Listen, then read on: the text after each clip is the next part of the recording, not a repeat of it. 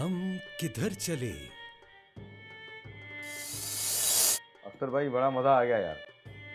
मैं वहाँ से आ रहा था तो वो आपस में ये लड़ाइयाँ कर रहे थे, खूब लड़ाई कर रहे थे, एक दूसरे को यूं घोंसे मारे उन्होंने।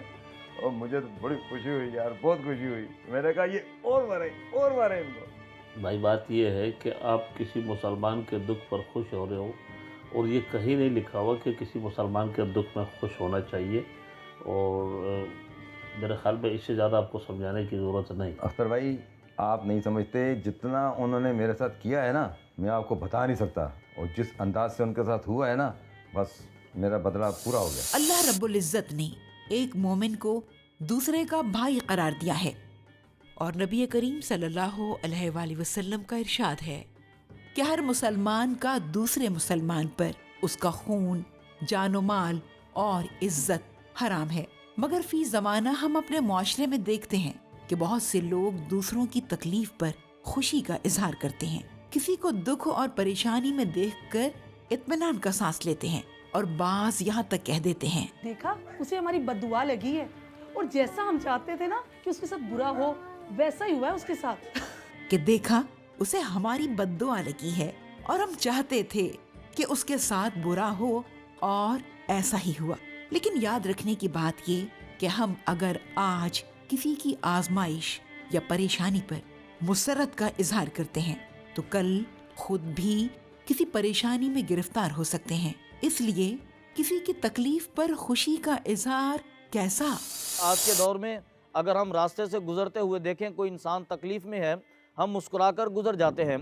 किसी का एक्सीडेंट हो जाए, बजाय हम उसको सहारा देने के, हम सेल्फी बनाकर उसे सोशल मीडिया पर अपलोड करने की तगदो में होते हैं।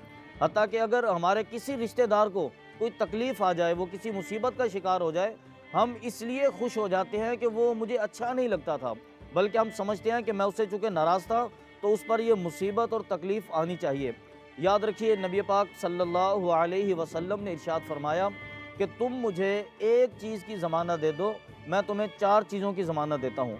आपने फरमाया कि मैं ज़मानत देता हूँ कि अल्लाह तबारक व ताला तुम्हारे रिस्क में बरकतें अता फरमा देगा। मैं तुम्हें ज़मानत देता हूँ कि अल्लाह तबारक व ताला तुम्हारी उम्र को भी लंबा कर देगा।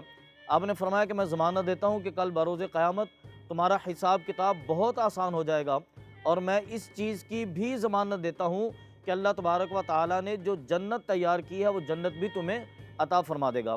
सहाबा किराम ने हुज़ूर की बारगाह में अर्ज़ किया, या रसूलल्लाह सल्लल्लाहु अलैहि वसल्लम, इसके लिए हमें क्या करना होगा? तो आका अलैहिस्सलातु वस्सलाम ने इरशाद फरमाया कि तुम्हें सिर्फ़ एक ज़मानत देनी होगी और वो ये है कि तुम अपने अजीज़ व अक़रबा के साथ सिला रहमी करोगे।